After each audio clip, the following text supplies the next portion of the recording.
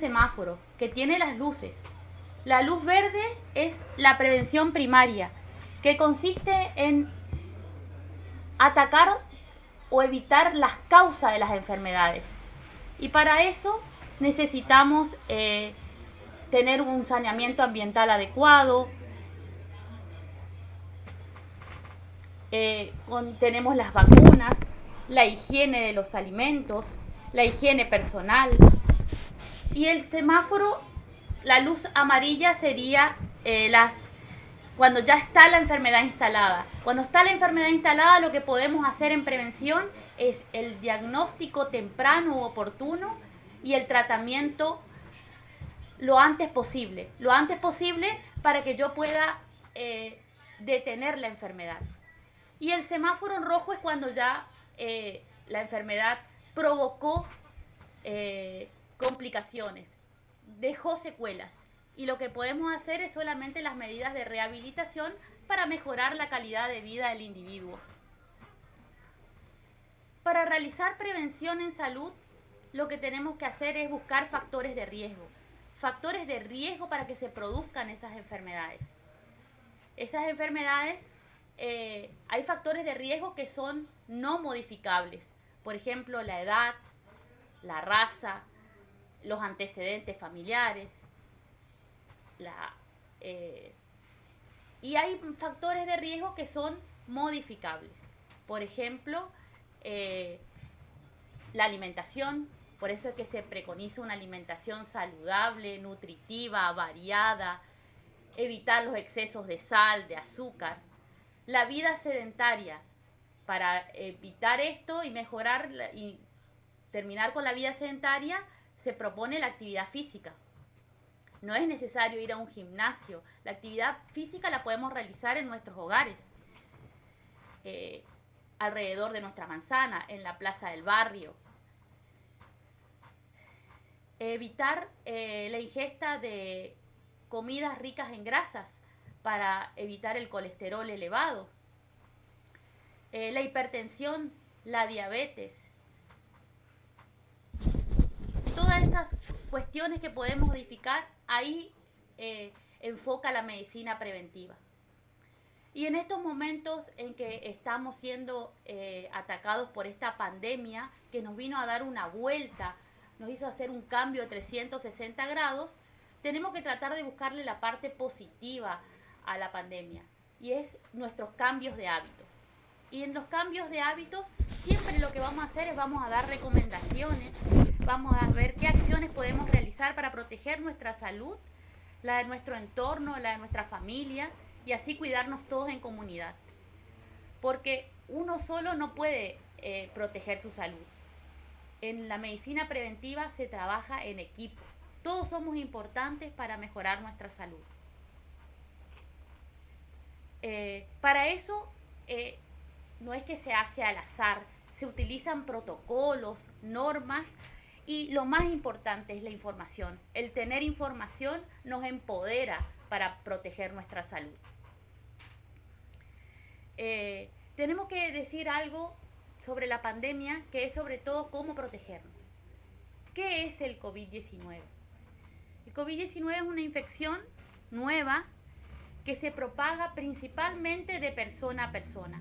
Y como se propaga de persona a persona, la forma de transmisión van a ser el contacto personal con la persona infectada, personas infectadas que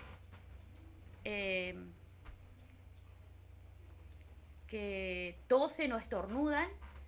Al toser contaminan los objetos o superficies y uno puede tocarse los ojos, la nariz, la boca y llevarse la infección.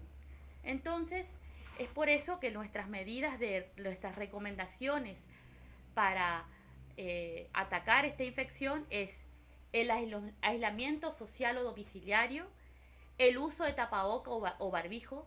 Fíjense que el uso de tapaboca o barbijo es tan importante que si una persona con COVID no se coloca el tapaboca y yo sí, la posibilidad de infección es de un 70%. Si una persona con COVID se coloca tapaboca y yo no lo tengo, la posibilidad de infección baja a un 5%. Y si los dos utilizamos el tapaboca, la persona infectada y yo lo utilizo, la posibilidad de infección es del 1 al 2%. Por eso es que hay que usar tapaboca o barbijo. El uso del alcohol en gel para el lavado de manos, el lavado frecuente de manos con jabón, no tocarse los ojos, la nariz, la boca, ventilar los ambientes, limpiar los objetos de uso frecuente, no compartir objetos de uso personal. Todas esas recomendaciones que parece trillado ir recomendando, pero no tenemos que bajar la guardia y seguir acentuando estas situaciones de riesgo. Y al hablarse de situaciones de riesgo, ¿quiénes son las personas que más riesgo tienen de infectarse? El personal de salud, por eso debe contar el personal de salud con un equipo de protección personal. Los adultos mayores de 60 años y las embarazadas. Como soy obstetra, médica obstetra, muchas veces le voy a hacer hincapié en el tema de las embarazadas y sus cuidados.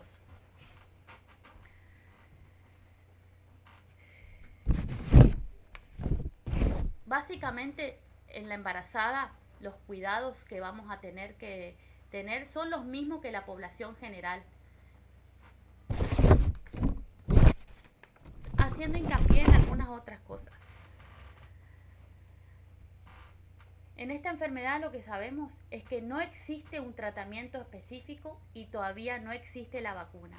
Cuando exista la vacuna va a cambiar todo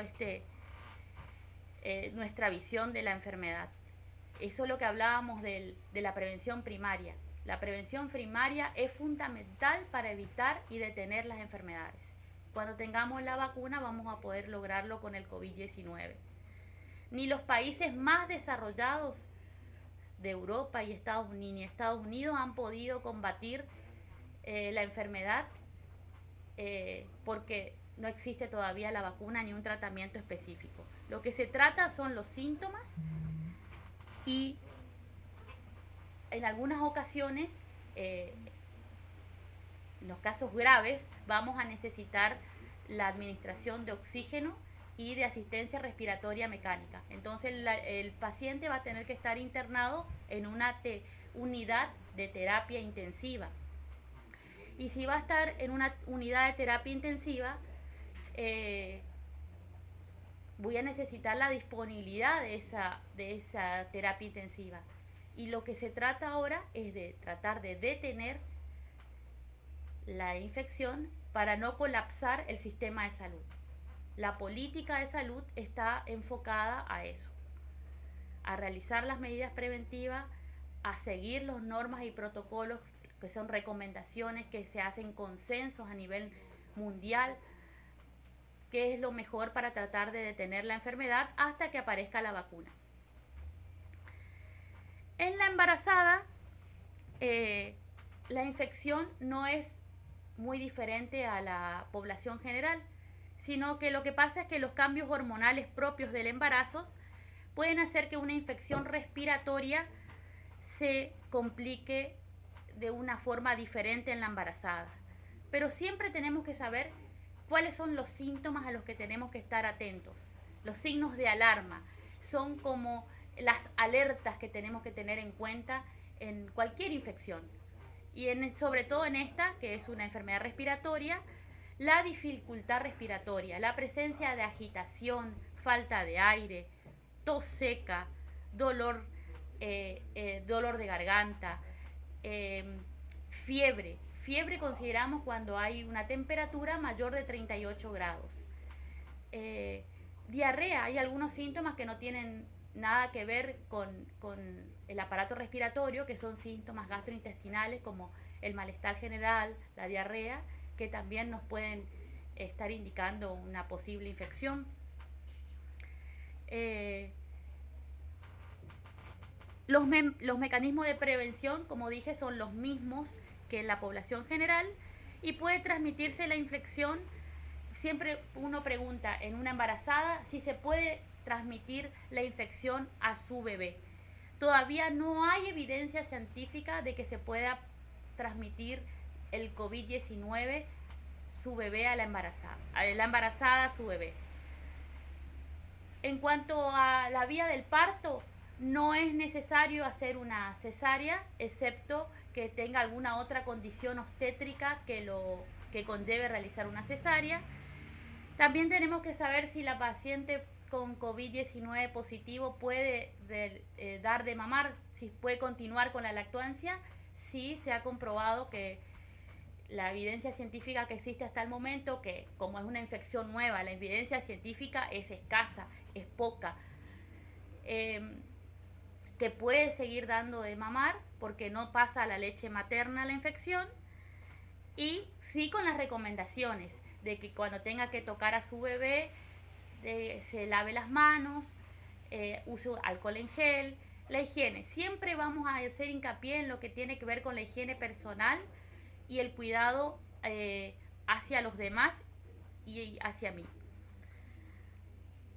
Todas las embarazadas con COVID-19 positivo deben ser internadas y solamente podrán ser dadas de alta cuando se le haga un estudio de laboratorio que se llama PCR y tenga 2 resultados de este laboratorio negativo con una diferencia mínima de 24 horas, que es más o menos el protocolo de laboratorio que se sigue en los pacientes, sobre todo asintomáticos. ¿Y cómo evitamos la infección? Una vez que sabemos que una persona es positiva, es como que quiere acentuar los cuidados. Los cuidados se acentúan con todas las personas, porque hay una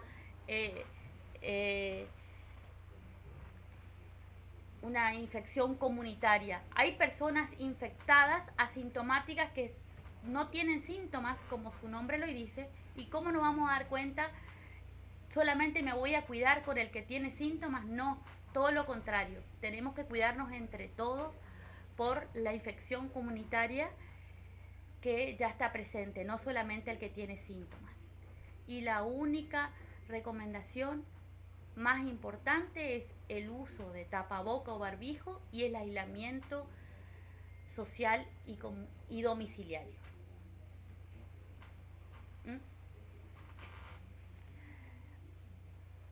Entonces, este programa se va a basar fundamentalmente en la medicina preventiva. Bueno, continuando con las recomendaciones, que son lo que ahora actualmente se llaman tips en salud, siempre tenemos que buscar factores de riesgo para llegar antes, para estar un paso antes de la enfermedad. Los factores de riesgo más importantes son la hipertensión, los hábitos tóxicos, el tabaco, el alcohol, las drogas, el colesterol elevado, no contar con agua potable o segura, tener relaciones sexuales sin protección. Eso nos puede llevar a adquirir enfermedades de transmisión sexual. Los hábitos nutricionales, la importancia de una alimentación adecuada, la falta de higiene, el sobrepeso y la obesidad, la vida sedentaria. También ahora en estos tiempos de tanta ansiedad, estrés, hay que tratar de controlar el estrés. La falta de sueño, es importante el descanso, por lo menos 8 horas de descanso diario.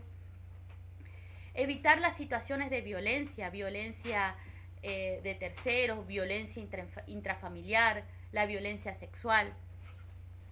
Todos estos factores de riesgo que podemos detectarlos solamente haciendo una interrogación al paciente, buscando sus antecedentes personales, sus antecedentes familiares, las enfermedades preexistentes que tenga. Solamente con una charla con el paciente podemos detectar estos factores de riesgo y actuar en esa primera parte, en esa primera luz, en la luz verde, en la prevención primaria, en desarrollar acciones que prevengan y eviten las enfermedades.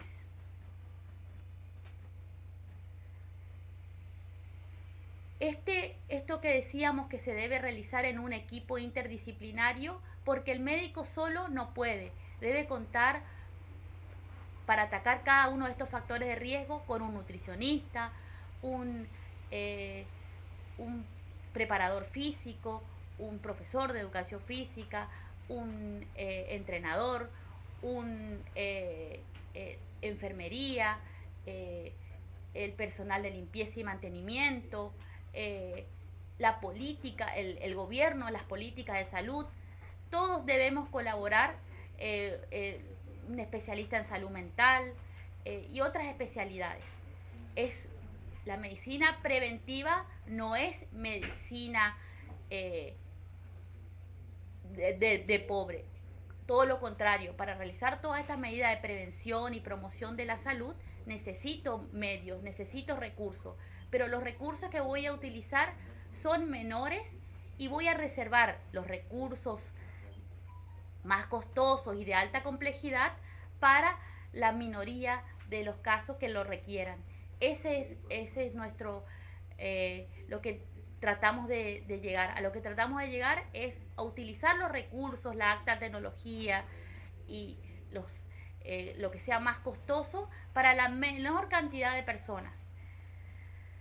Eso nos va a beneficiar a todos económicamente, en la salud, porque por ejemplo ahora que estamos con este aislamiento domiciliario, se ha visto que disminuyeron muchas otras enfermedades, sobre todo las enfermedades respiratorias, gracias a estos cuidados que estamos teniendo, que a lo mejor antes sabíamos que teníamos que hacerlo y no lo realizábamos porque no tomábamos conciencia de la importancia de ello, de, de cuidar en nuestra limpieza, el agua que tomamos, cómo tratamos a las personas.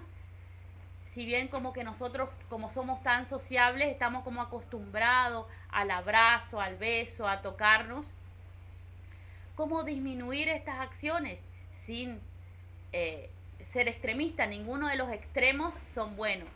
Siempre los extremos son patológicos. Siempre hay que tratar de encontrar un equilibrio en los cuidados. Y apuntando a esos factores de riesgo, yo esos factores de riesgo también los puedo encontrar en una persona, en una mujer, en la salud de la mujer que quiere buscar un embarazo. Eso es lo importante en prevención. Cuando uno quiere buscar un embarazo, hacer una consulta preconcepcional antes de embarazarme para buscar los factores de riesgo y tratar de minimizar que yo tenga problemas durante ese embarazo.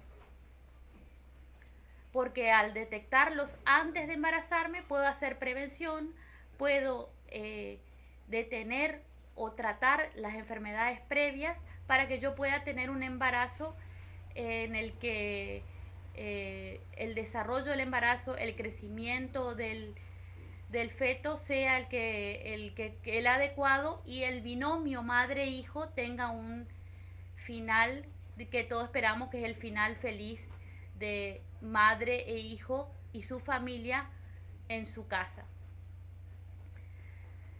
Entonces, lo que vamos a dejar hoy en claro es que queremos apuntar a realizar medidas de prevención, buscar factores de riesgo, tratar de evitar las enfermedades. Y una vez que se produzcan las enfermedades, como dijimos que hay enfermedades que no se pueden evitar, que no se pueden, factores de riesgo que no se pueden modificar, una vez que la enfermedad esté instalada, que yo pueda detectarla precozmente. Un ejemplo de eso es, por ejemplo, realizarnos el Papá Nicolau. Al realizarnos un Papá Nicolau, yo puedo prevenir o detectar precozmente un cáncer de cuello uterino. Y el cáncer de cuello uterino, detectado precozmente, puede ser tratado y curado. No es lo mismo cuando una enfermedad pueda ser solamente tratada que una enfermedad que pueda ser tratada y curada. Entonces, ese es un ejemplo de una detección precoz y una acción que se hace en consultorio de bajo riesgo, que utiliza poco recurso, como es el Papá Nicolau, y que puede prevenir una enfermedad como el cáncer de cuello uterino. Dentro de las patologías más frecuentes en la mujer, como el cáncer de cuello uterino, el cáncer de mama, son enfermedades que con estudios de rutina, como son una ecografía mamaria, una mamografía, un Papá Nicolau, podemos detectarla precozmente y curar esas patologías. La salud de la mujer, como tiene todas las etapas de la vida, se dice que el tocoginecólogo es un médico familiar. ¿Por qué es un médico familiar? Porque atiende a la mujer en todas las etapas de su vida, en la niñez, en la adolescencia, en la etapa adulta y fértil, y en la etapa de adulta mayor. Entonces vemos a la mujer en todas estas etapas de la vida, y en todas estas etapas de la vida tenemos enfermedades o factores de riesgo para detectar y realizar acciones de prevención. Las edades extremas de la vida, que si bien es un factor no modificable, detectar enfermedades o realizar medidas de prevención en las edades extremas, que son las menores de 18 años y mayores de 35. Menores de 18 años serían las adolescentes y mayores de 35 las pacientes adultas.